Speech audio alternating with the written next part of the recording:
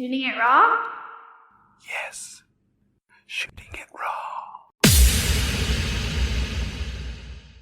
Well, I think it is really about capturing a moment that, you think you might never be in this place again with this person or having this experience.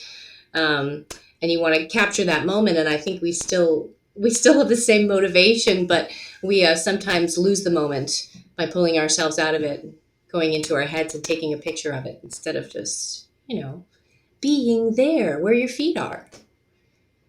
I don't know if that's a good answer to that question, but I'm still thinking about that question. There was this documentary on this photographer in New York City. She was never famous. After she died, somebody found thousands of her pictures. And they were all sort of extraordinary because she wore the camera kind of down at her navel level and walked around the city snapping these candids of people in compromising positions and at sort of unflattering angles.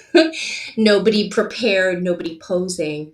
And, just some of the most amazing human interest shots that you've ever seen. So I guess when I saw that documentary, I thought that's what it was supposed to be, when it was still an art. Like, that's what photography was. Just, these amazing off-kilter, sort of unexpected, beautiful human moments.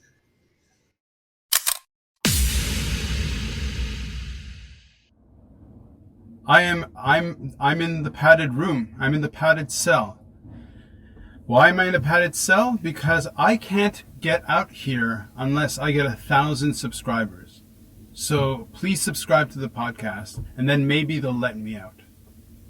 And to celebrate, I'll eat a whole Carolina Reaper and film it so you can laugh at me. So please, subscribe, share. Help me get out of this padded cell.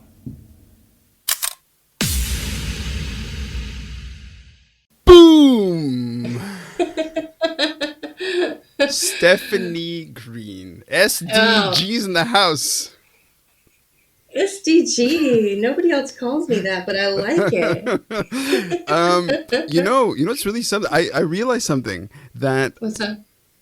The only women that I've ever really gotten close to have Dawn in their name. Oh, stop it. So my wife's middle name is Dawn. Really? Your middle name is yeah. So I'm very particular about that. They have to have Dawn, or else I'm not interested. Okay, all right. Okay, so thank you so much. This is so great, so great. What a treat! It's great for me too. We haven't seen each other in forever. 30 years, perhaps. Who are you? Who am I? Who are you? Why are we doing this? Who are we? What's happening? No, but it's amazing. It's amazing because here's what's really interesting is that the separation of time is so definitive, and yet the sound of your voice is just like, I mean, that's Stephanie right there. Yeah, like, I would say the same about amazing. Your face. I mean, it's just. I'm so sorry. What can we do? This is awesome. Okay, let's dive into the photo. Okay.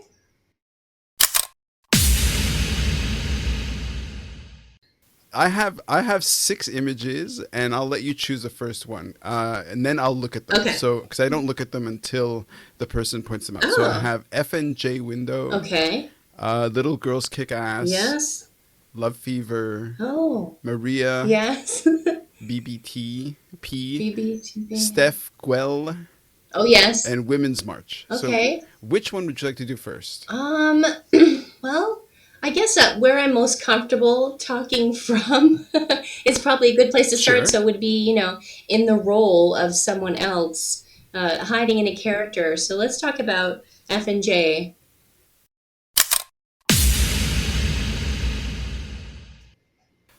So fun. So great. Thank you. Oh, this is awesome. Okay, so the photo. So first of all, what you just said there beforehand, very dark.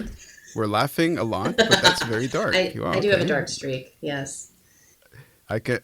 Well, yeah. Let's dive in, shall we? Sure, let's do it. Okay, so in this photograph, It's a okay. So it's a peculiar photo because in the photo, the image shows you looking to your right, Yes. in a sort of bathrobe, Yes. and behind you is a guy, very handsome guy, not my type, but handsome, curly hair, shirtless, wearing pajamas. You both are Yes. kind of looking off. It looks like a stage. It could be a film, but it looks like the lighting is stagey. Oh, good call. It's a very kind of alcove blue lights. Yes. You look like you're in the moment of speech. You're not quite saying something, but you're kind of speaking off. Yes. I mean that on it's so weird that on my computer screen is like a video of Stephanie speaking and a still of Stephanie on stage. Very strange. That's so strange. No, you nailed it. Yeah. Keep yeah. going. Anything else? I'm just sort of letting a listener listen to hear it out. So it's weird because this couldn't have been made during a performance because it's like, I mean, I imagine it couldn't because it looks like the photographer is on stage with you. So the portrait's right there. So describe why this photo. It's interesting that you said that because I actually hadn't remembered that piece of it. It is a stage shot. It's from a show that I did called Frankie and Johnny and the Clair de Lune. So the the blue light that you were speaking of is their attempt at moonlight, and a great deal of the play takes place, in this window. And it's interesting because I think when they took the picture, it wasn't an actual performance. It was a rehearsal, just for that reason, so the photographer could get right up to the edge of the stage without, disrupting any of the audience and take some great shots. But yes, that is a scene that we did in every show. So when I look at that picture, I don't remember the rehearsal or the photographer. I just remember the scene and the character and the play. So it was, it was one of my favorite roles that I ever had the opportunity to play. And it was it came to me at a time in my life where I just couldn't have related more to this character. So it's just kind of one of those really great immersive roles where you sort of disappear from your own life for a couple of months and, go into the headspace of this person. And I was living away from home for a couple of months, rehearsing away from home. So just really got involved. And it's just a beautiful, real love story about two people who, are past their prime and sort of given up on love. Well, at least Frankie has given up on love. Johnny is the eternal optimist. And, they have one night of passion together and he thinks he's in love with her. And she's terrified. So the whole thing takes place in their apartment as they try to her apartment, as they try to hash it out. And he tries to convince her that maybe there is a spark or something to believe in again, that maybe there's no reason to be cynical. What a premise. Yeah, it's a great, Terrence McNally, it's a great script. And I was just so excited to get that part. I remember sleeping with the script under my pillow. Awesome. It's all the process. Yeah. Awesome. Yeah. And that theater was kind of an intimate, tiny theater. And, the scene opens with a lovemaking scene, or the play opens with a lovemaking scene. So we had to rehearse the, gymnastics of that, sure. I guess, right in the middle of the scene. Johnny is supposed to make Frankie laugh. Frankie laughs and rolls off the bed, still, wearing the sheet. But when the lights come up, it's sort of a dim light, that blue moonlight that you'd refer to, and they're making love. And, that was something new for me to do on a live stage. Wow. So it was, interesting. And to fall out of the bed without revealing anything and, to land sort of realistically enough without falling off the stage or, showing anyone anything, pulling a Britney or anything like that. So, it was a challenge. And that robe is something I'll never forget because it was black satin. And in the dark of the backstage, it was really hard to see. So one night, the black satin robe fell off the hook, and I have to dash across the stage in a robe, muttering to Johnny sort of quickly from one end of the stage to the other. and the robe wasn't there. Right. It just wasn't there. It just wasn't hanging there. So I don't know why I'm telling you this story as the first story, but this was my idea for some reason. Well, So the robe wasn't there. uh-huh. So I had to dash across the stage just as I was with Nice. no robe, and grab something from the costumer who was panicking on the other side. And that was, of course, the night that the reviewer was there.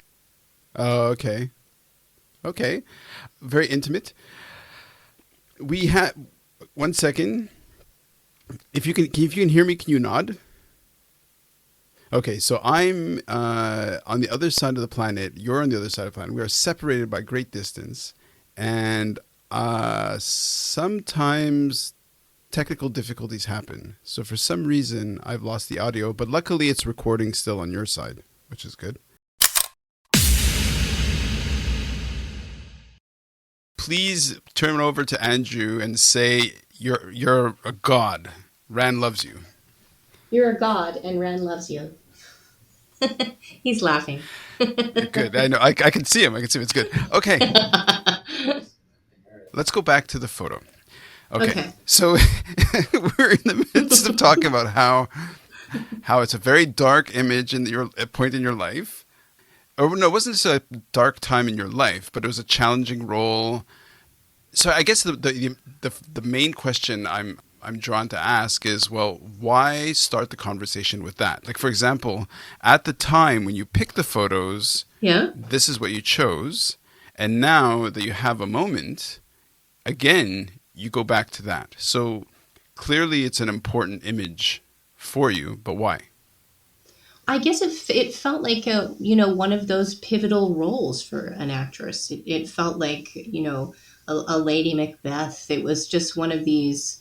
It's two people the whole show. It's a marathon. A relationship from beginning to end, condensed into 2 hours, and everything unfolding, in one night. It's emotionally exhausting and funny and sexual and sad. And I guess it was just, one of the best times I ever had. Oh, wow. So I don't know if I made it, I'm glad we're having a chance to have a take two, because it wasn't necessarily like sort of a dark thing or a dark time in my life. It was just a really juicy thing to sink my teeth into. And I needed it at that moment, I guess. Oh, amazing. So what you said, you're away from home. Where was home at the time, and where was this play? Oh, it was just a couple hours outside of Los Angeles where I was living then. So it was like out in the desert. Wow. So it sort of, had only the cast was living on this, in this community. So it had sort of an immersive, Shakespeare in the summer kind of theater feel, where everyone kind of lives up there and lives and eats and sleeps and breathes the play. And, you're not going to your regular grocery store, or no one was going to their regular day jobs if they had them. So it was sort of exists in a vacuum, and you can almost pretend that the world of the play is, it's your world. Yeah. It's your world for a while. Yeah. Oh, for sure. How long was it running for? I think it ran for about 2 months. And I think what's so great about just allowing you to explore these sort of heavy emotions, or, whatever she's going through, right? Whatever Frankie's going through, past traumas, relationship issues. It allows you to sort of explore the emotions safely, through her eyes, And if I'm sure there were dark moments. I remember one night after the show just going off stage and crying in the dressing room for a few minutes before I could go out into the, the lobby and sort of smile and circulate with everyone and be bubbly, bubbly Miss Mary Sunshine. And Johnny came backstage, and I was just sort of sitting in the dressing room weeping tragically. And he was like, he goes, I kind of, this role is so heavy for you. He said, I was kind of waiting for this to happen. He said, I was kind of thinking you might get to this point earlier. He's like, I think this is good. This is healthy, So get it out, because maybe you feel a little too much like this character that's really a bit dysfunctional, And that's sort of part of the experience. Am I saying weird things? You're making a terrible No, face. no, no, no, no, no. I am. So I sort of mentioned this in the email, right? So I was run over by a car, almost Yes, died, all this brain I injury. didn't Okay, know any of that. It's it's okay. I incredible. know, but just like I don't know any of that of you, right? And so Right. that's why, like for me, for you, like you lived it, so you make that kind of linear connection of your life of how we led to this point now that we're talking. But okay, so when I was hit by the car, time just stopped. And then all Yeah. I can remember is about 2 or 3 months afterwards, memory coming back to me, and then I could just kind of piece things together. But Oh, wow. it's like I asked myself, well, where was I during those 2 or 3 months? Where was Yeah. I? It was just a good solid amount of time where I was awake and conscious and speaking and doing stuff. But I wasn't there. Because I have no memory of it, I wasn't there. Wow. Similarly, this is how my experience of your story is. There's this linear connection of who you are. And then we graduated. I think I didn't go to graduation, so I went to France, I went traveling. And then I think that's it. It was poof. Huh? And here we are 20 or 30 years later, and I'm just like, how did you become you? Like, how did you end up in Los Angeles, for example? What was A that? million tiny little things, though, right? Exactly. It's a million tiny little I things. know. So how did you end up in Los Angeles? Like, when did you move there? Let's see. Well, the first time I moved to Los Angeles Oh. was the end of 1998. Uh-huh. And I'd been living in Vermont, and I've lived all over New England by that point. I'd Oh, spent wow. some time in Connecticut, New Hampshire, Massachusetts, and Connecticut, which is not Wow. crazy about. And just decided to go out to Los Angeles and see what was going on out there. I was on a tour, I think. Right before I left, I did like an Christmas Carol touring company thing where we went from Vermont down to Alabama and performed at all these different theaters and a couple of schools. So there's a road, there's a path, there's a line, there's a thread of acting across all those years. Yeah, definitely. I mean, it's not something I've ever been able to really let go of, So Amazing. yeah, Amazing. That's yeah. amazing to me. I mean, it's it. The craft is what it is. It owns you. Clearly. You must know something of that. This is your art. I'm assuming this is your craft. What an interesting question. You don't We're not consider it so. talking about me. It is one of my many crafts, yes. But for example, end of 1998, or not, for me, 1997 when I was when I was run over, right? Oh. So it's kind of interesting. Like, I'm sure there are movies about this that sort of explore this kind of theme of how different journeys kind of split and what happens. So you landed in Los Angeles. You fell on this play. This moment was a great juicy character you could sink your teeth into. So the picture is probably from Frankie and Johnny. Is probably from 2014, I think. Okay. That show. Yeah. When I first landed in LA, it was 98. So yeah, just chasing the dream and Amazing. trying to find like-minded people, I guess. Right. If you were going to speak to your younger self, Love this question. what would happen? What would you say? I mean, there's so much to tell her. I hardly know where to begin. I mean, I think I went to Los Angeles, fairly naive about the industry, and I think I would tell myself that it's okay to hold on to who you are, even at the expense of what you thought your dreams were. It's okay to modify things to stick to what is right, because you get a little confused in that kind of a setting as a young woman in Hollywood trying to do what you think of as a craft or an art that you've put a lot of time into studying, but really there you're sort of on parade and just Mm-hmm. auditioning, being marched about, and being judged on all the things that are superficial about you. So it Sure. can muddle your head. Yeah. So I think I would say, stay grounded. Remember who you are. Know who you were before you came here is still who you are. Mm-hmm. Uh, Mm-hmm. I think Los Angeles is one of those one of those crazy cities that changes people. Mm-hmm. Are you still able to see me right now? Absolutely, yes. Everything's great on Okay, my good. side.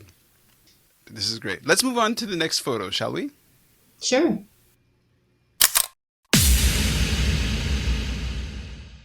They're numbered, so I'm going to go down the list. So number Okay. 2, it's called Little Girls Kick Ass. Oh, yes. Okay, so Yes. do you want to describe what a viewer sees, or should I just describe what I see? Because I'm just Yeah, looking for the I first. liked your description. It was fun. It Okay, was like you were okay, trying to nice. play investigator. Okay, well, sorta, sorta.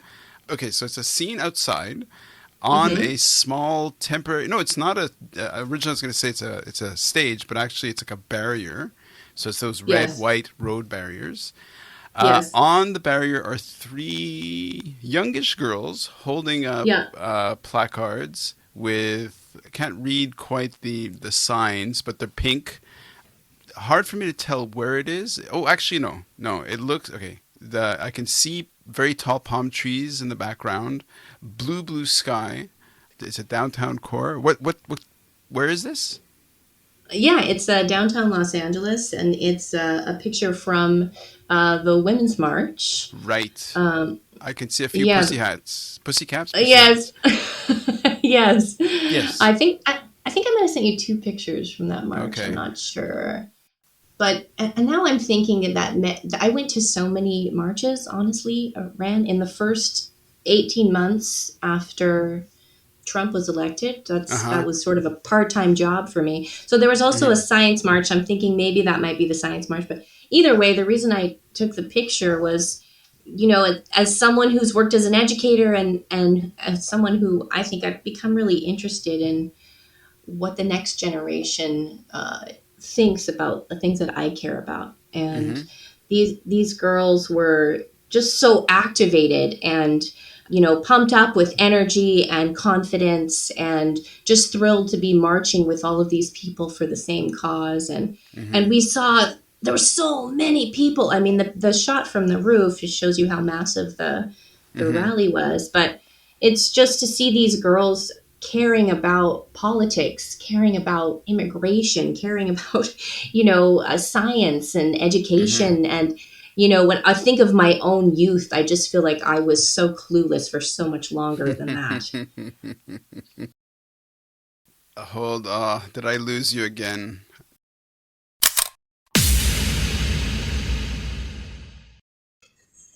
It's terrible. This is easily the worst. This has been the most challenging technically. It's fine. It's fine. It It's is good. what It's it good. It's good. is. It's good. Listen, if you're good with it, I'm having fun. This I'm is having great. fun too. Okay, so the Women's March. Okay, so at the time, my sister Yeah. lives now in Georgia, in Okay. Savannah, Georgia. Really? Okay. And so when this was happening, she was super involved. And I had gone back to Montreal to Canada for a year, to move back from Hong Kong. Oh, And when was this? Sorry. so this was when the marches were Okay. happening, so Early 2017. and so yeah, exactly. And so 2 questions. You're an American citizen now, Is that a question? or you're not an American? I am not. I am actually in the process of having Oh. dual citizenship, but I'm still a Canadian citizen technically. Okay, I had okay. permanent residency in the States for all of the time that I lived there. A long A time. long Wow. time. Okay. Yeah. Okay. Wow. Okay. So I was in Montreal at the time, and just kind of observing this, and you were in Los Angeles, which was a hub for a lot of these marches and these protests. Well, basically, it was the hub, Yeah. right, as for the Me Too movement, I really. would say Southern California Um, in general. Yeah. Yeah.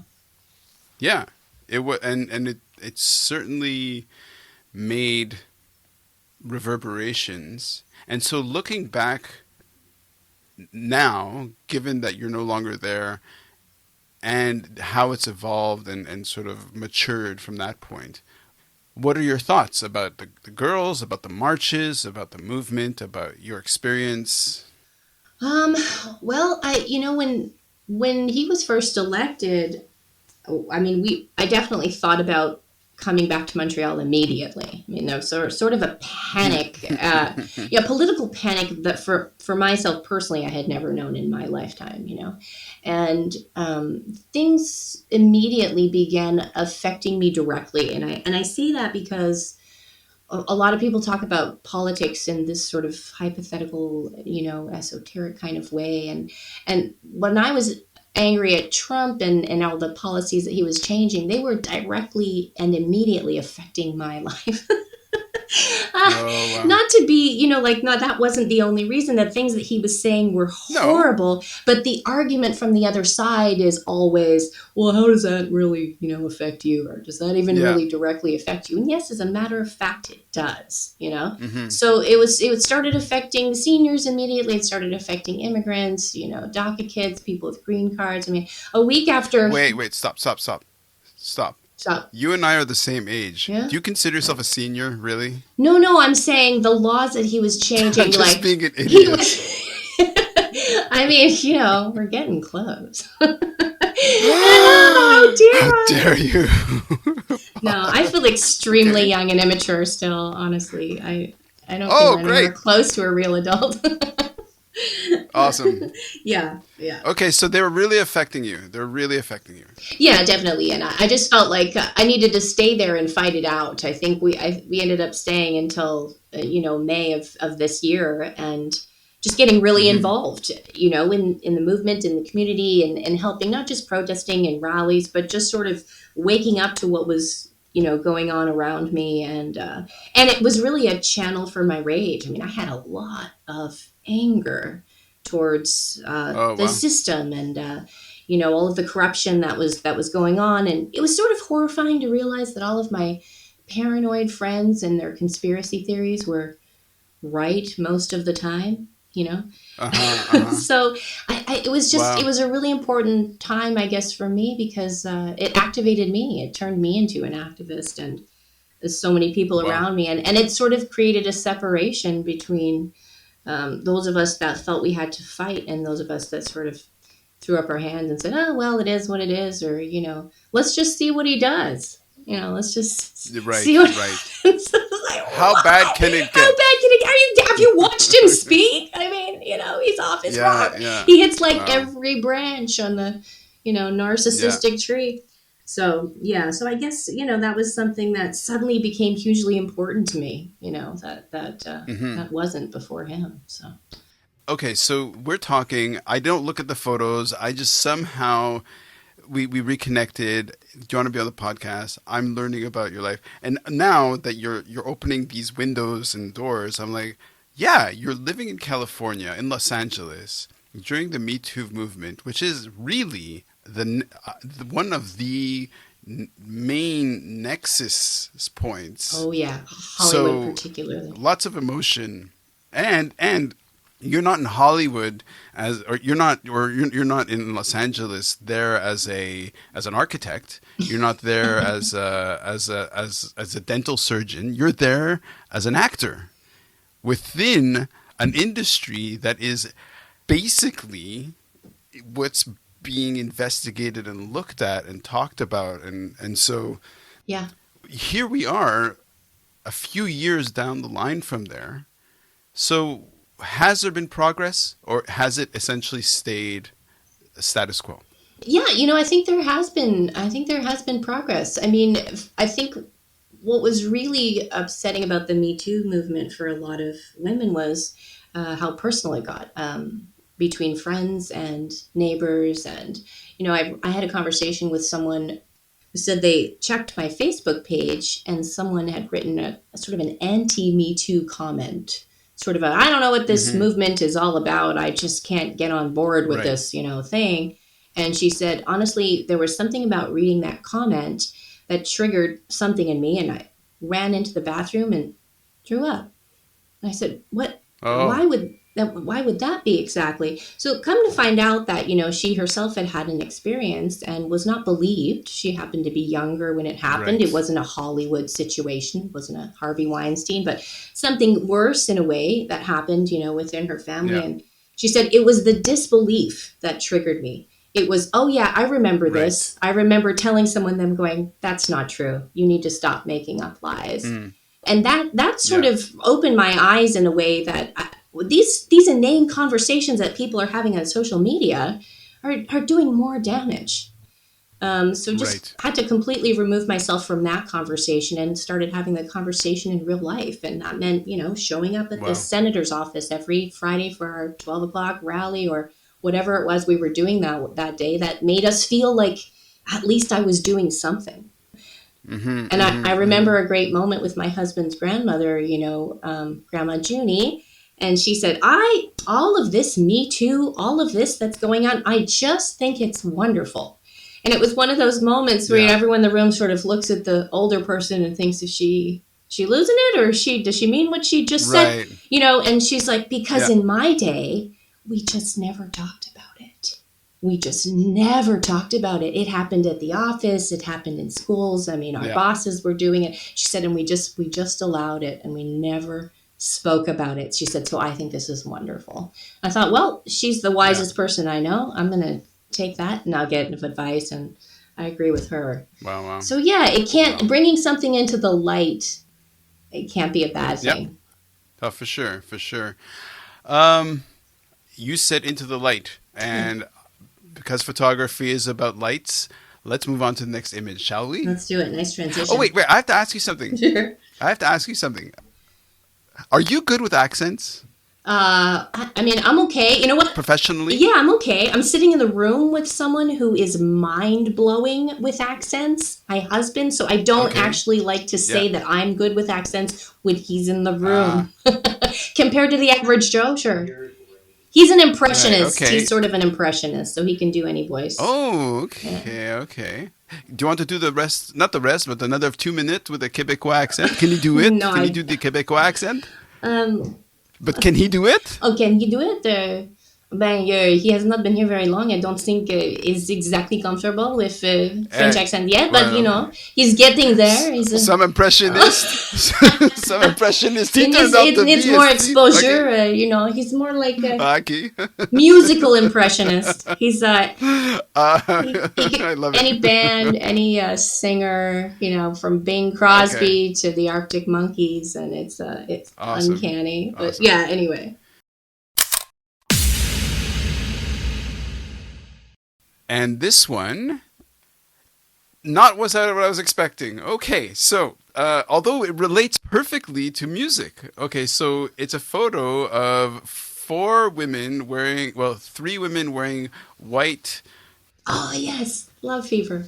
Shirtless sleeves with hearts on your boobs, I guess. Yes.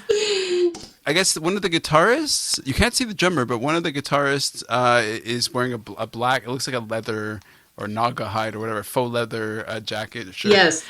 You're all fully made up, and Very it looks made like a up. green screen in the background. Yeah. What is going on there? Yeah, so this is a friend of mine who's a singer-songwriter.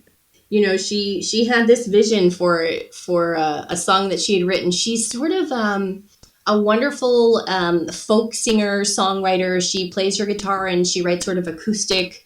She likes to call them sort of tragic love songs, and that was her thing for years and years. Mm-hmm. And she just kind of had a wild hair one day and wanted to write this sort of disco-y song and called Love Fever, and had an image, sort of a Robert Palmer, like Simply Irresistible visual in her mind where all the girls looked sort of identical and they all had to be blondes. She's a brunette and she wanted to be the only brunette. And so it was supposed to be sort of very plastic and poppy and retro, for this funny little song that she had written, which was one of the few happy songs that she Right. So she wanted all of us to collaborate. And I Okay. think I chose it because collaboration with talented people and collaboration with other artists and finding ways to use my friends in things and work with them on projects is just like the greatest joy. That's just one of my greatest joys. Wow. So when I looked at that picture and I thought it represents sort of collaboration for me.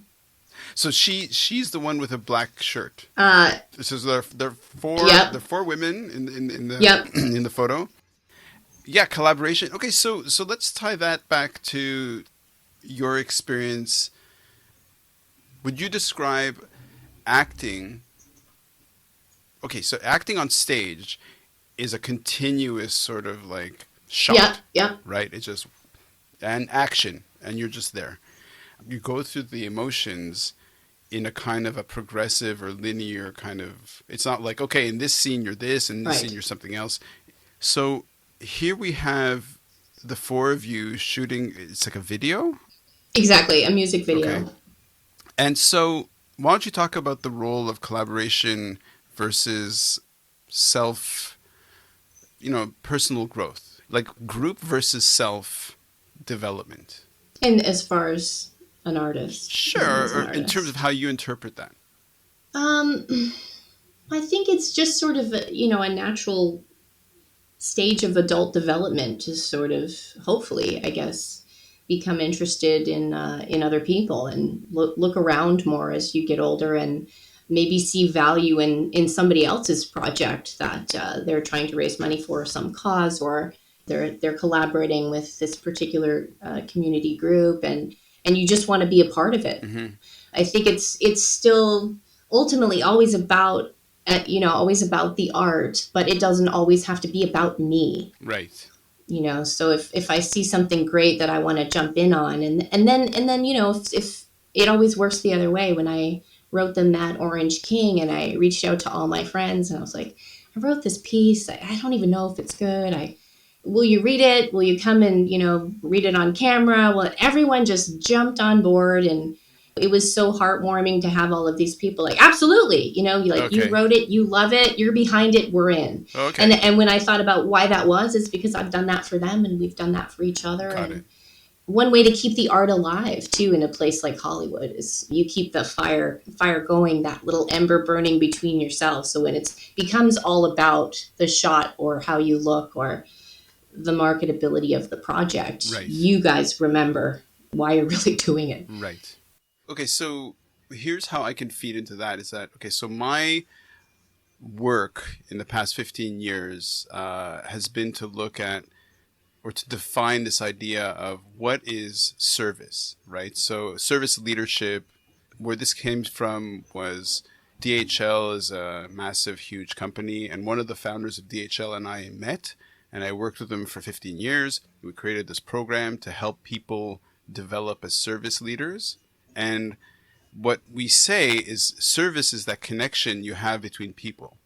So what I'm feeding into that, into your description, right, in terms of you create a project, in a way, you come up with an idea, for example, be it the band or some other creative project, and then your connection with others, your service to others, is what inspires them to join you on whatever vision you have. So in her case, it was like, I want to have you people join me in my network or in my group, join me to create this video.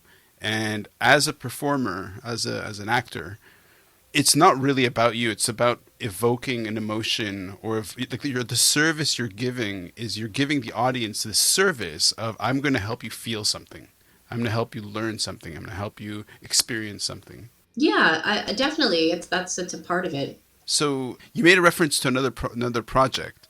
You said some Orange King. Oh, the Mad Orange King. Well, yeah, that was a project that was a piece that I wrote during quarantine. Okay. That was really all about Trump and the situation and the Black Lives Matter and Me Too and everything that was just sort of colliding around us at that time. Mm-hmm. Yeah, that everyone, that I've known in Los Angeles for the last 15, 20, 25 years, we've created a really nice network of writers and singers and musicians and actors and good people, like sort of weeded out all of the people that are in it for the wrong reasons at this point. And got it.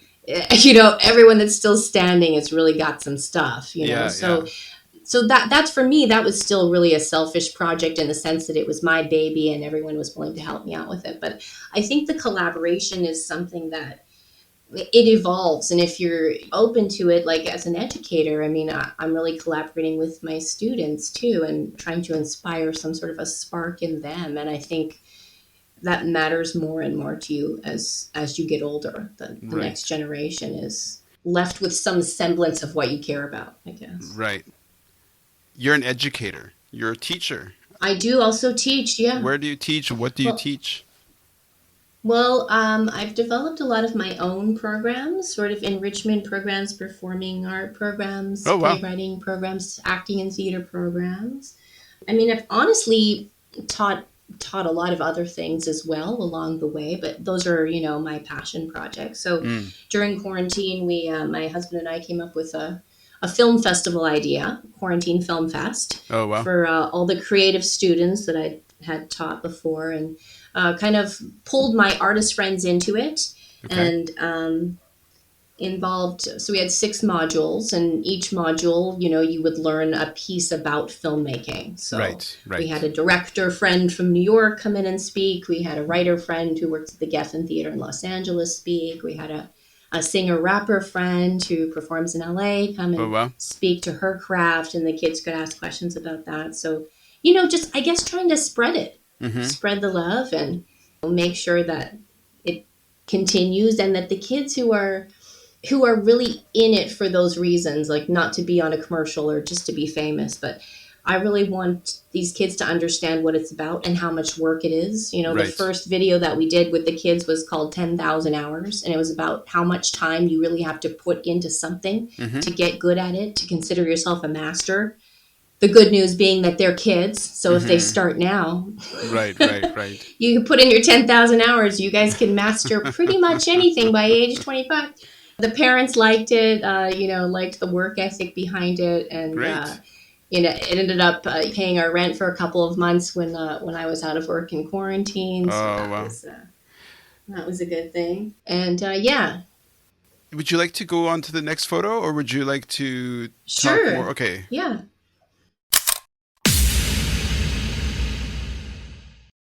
This is great. Okay, so you're on stage. You're wearing these again. You seem to be a really a pajama I'm in actor. pajamas again. You're a pajama actor.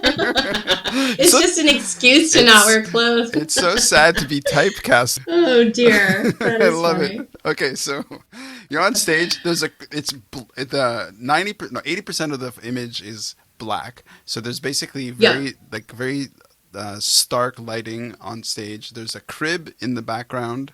There's a guy. It looks like he's mic'd. It looks like he has a mic off his face, but he's holding up.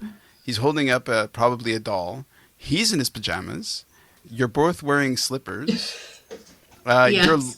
This looks like a comedic moment because you're looking at him with this nice little expression of like, okay, I'm watching you do your thing, whatever it is. So what is this photo? Yeah, really fun. I'm trying to think what year. I believe this was 2019. That was a piece that my husband and I did together at the Big Bear Theater Project. It's outside of Los Angeles. Oh, nice. Up in the mountains. Oh, wow. And so some friends of ours, run that theater, and my friend Christine that I had mentioned that, participated in the camp as a writing specialist.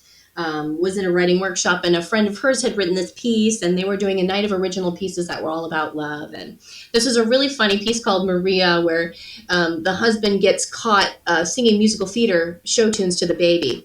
And the wife is just absolutely furious. We talked about this. What did I tell you about the musical theater? And there's a whole sort of, do you want our son to be an actor? And it was just a great actor bashing, very ironic, to play that and to get to work with him and whatever. So yeah, just I guess another example of, when you make these connections with great people, and all of a sudden, they're working on something, and they're like, hey, guess what we're doing? We're putting together this thing about, you guys want to be in it?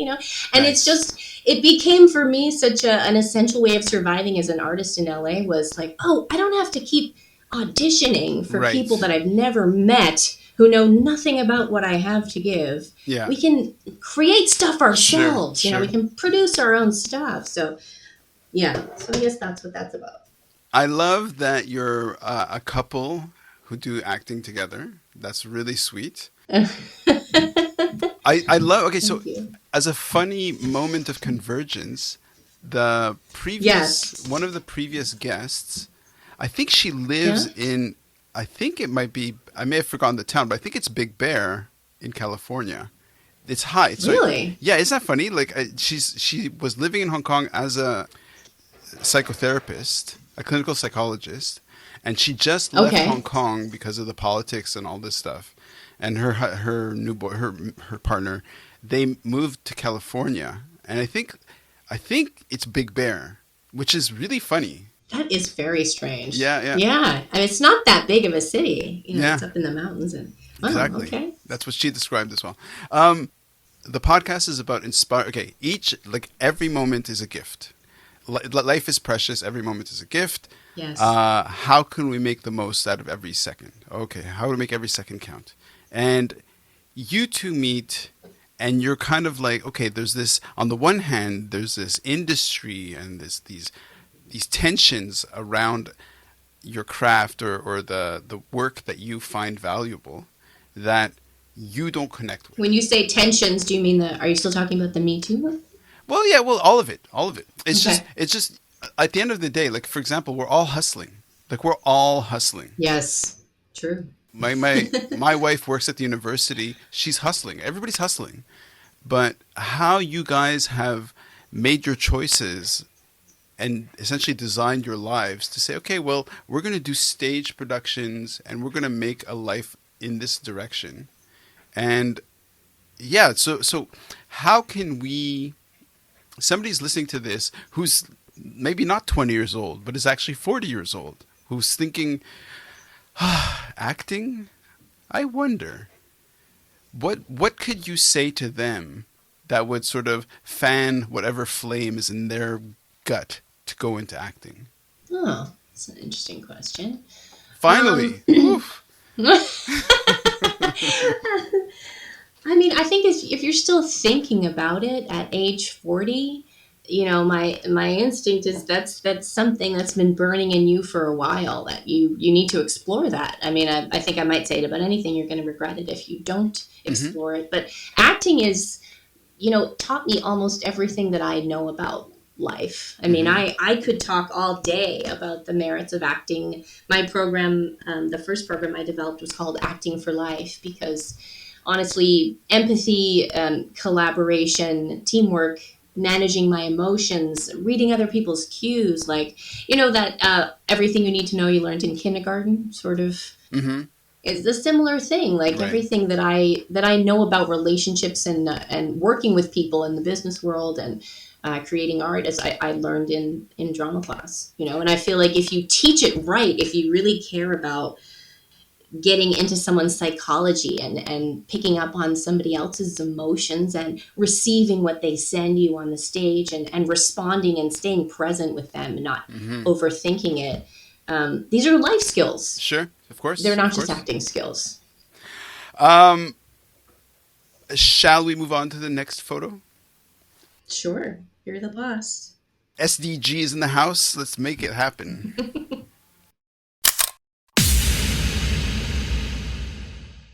Okay. Oh, this photo. Okay. So in the other images, it's you either in a crowd or you on stage in front of a crowd, or which is okay. So what was the first With the thing you said? girls. Remember what the first thing you said to me when we started talking about acting? And I said, "Oh, wow, that's pretty dark." About act about sort of immersing yourself in a character in somebody else, right? So Yes. what did you say? Do you remember? I said a lot of things. Yeah, I you need to did. start over. No. I'm not sure. Well, because the whole thing with acting is you're given a character, you're given a person, Yeah. you're given a story that you immerse yourself in. Yes. And so in a way, and you say everything you learned about life, you learned through acting, which is about sort of putting yourself in somebody else's story, in somebody else's dialogue. And then we have this photo in front of my face, which is called Steph Guell. Guell? Oh yeah, it's at Park Güell in Spain. In Spain. Okay, so you're standing Yes. there hugging the Yeah. column that looks like a tree. Yes, it is a concrete tree. Very good. Okay, so what am I looking at? It's basically the shot is just of there's like two other tourists in the background that you can't really notice. It's a sunny day. There are nice trees behind you, but Yeah. you're on this sort of like concrete with sort of, it looks like pebbles or cobblestones. It's a very organic looking sort of space in that it's like Yes. it's all very brown and earthy, and you're giving a hug. Like it's like when people imagine a tree hugger in British Exactly. Columbia, you're giving it this like embrace to this building, this edifice. So what are we looking at? Yeah, and I think you described it perfectly. I mean, I'm glad you got the tree hugging reference. That's definitely how I was feeling when I We're was Canadians. We are Canadians. there. Yeah, we're Canadians, and it's Parkwell, so it's designed by Gaudi. He's an artist, a Spanish artist, and half of Barcelona is filled with his buildings, but Parkwell is the one place where you can see all of his creations in one place. Okay. And his specialty was sort of ergonomic. He liked everything rounded. There's another great picture that's all sort of archways, but they're not straight. The whole thing sort of bends like a beam of light. So I was just amazed by the art that we saw there. We kind of planned our trip around museums and places like Parkwell because we needed the inspiration, and I think you do kind of run dry as an artist, especially if you get involved in something like a 4-year fight in politics or something, and all of a sudden, you kind of forget about the beauty and the inspiration, and it's important to find places and spaces where you can just remember, oh my God, this is what we're capable of creating. Like a person designed this. He made this, and then he decided he wanted it to be round, and then he decided, it's just extraordinary. And, to stand there and look at something else that someone else made that's beautiful is, it's nurturing for me. Mm-hmm. That sound corny. No, don't. That's. It sounds perfect. It's everything is just right. Everything is just the way it has to be. So we off and on having a conversation for, I think it's been about 47 hours now because of the tech difficulties. So first of all, thank you. You must be very tired. You must be dehydrated. I might take a sip of water, but I'm all right. Feel free. Go for it. Okay. Okay, so how do we tie these amazing, like, I don't think we have time to go through all of the photos, but let's take the next 5 minutes, or please take the next 5 minutes to kind of, okay, let's say right now you're communicating for some anonymous audience, your own experience. Okay, fine. And your own history and your own mentality and your own thinking. But in a way, what we're doing right now is we're creating a snapshot of your life and your thinking and your thought patterns at this moment that later you can look back on and listen to yourself and go like, okay, so that's where my head was at. So it's a lot of pressure. There's no pressure. But as an educational moment or as a communicative moment, as a performance, how do we put out into the world a thought or an idea that helps another person go, oh, yeah, let me try that. Can we create an epiphany in another person to realize something about either about acting or about getting active politically or about teaching or about just life? Can we create that in another person is the question. If you like. I'm just... I lost track of the question. I was enjoying your speech, but I lost track of the question. People make fun of my interview style because it's not really, it's a conversation. They're just like, you just talk for a while and then you kind of just stop. Raise the voice. And the person's like, is there a question? Like, I don't know. Is there? So what do you think? I mean, what I was thinking about while you were speaking is... yammering away. I didn't say that, but no. What this one, particular moment in a theater teaching moment, I guess, was a young girl, and we were trying to demonstrate the method of acting, that Stanislavski, the method and how you call on past experiences. And, there's a certain age at which abstract concepts like that are understandable to kids. And when I first started working with kids, I definitely had to adapt my expectations a little bit. But there was this sort of great breakthrough moment with one girl where, we were trying to get her to say what it was she was upset about. And we'd put them in these improvisational scenes and they'd have to act out a concept or a problem. And this one girl just sort of started talking about something that it was very clear had actually happened to her. She was no longer pretending. Just halfway through the scene, she just started yelling, and you stole my friends. I trusted you. And because we were sort of poking as the acting exercise, what are you really mad at her about? What do you really want to say?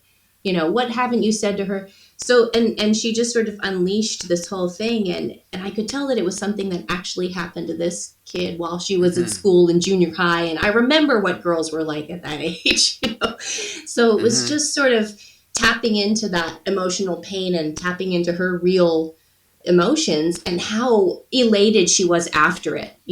Her cheeks were flushed and she ran to her mom and she couldn't wait to tell her what had happened. And I think the mom was not even really fully understanding what had happened, but she's like, she is so excited whenever she comes home from the theater. She is just absolutely hooked. Like whatever it is that you guys are selling here, so like those moments where you see that someone else has fallen in love with the craft, the way that you've fallen in love with it.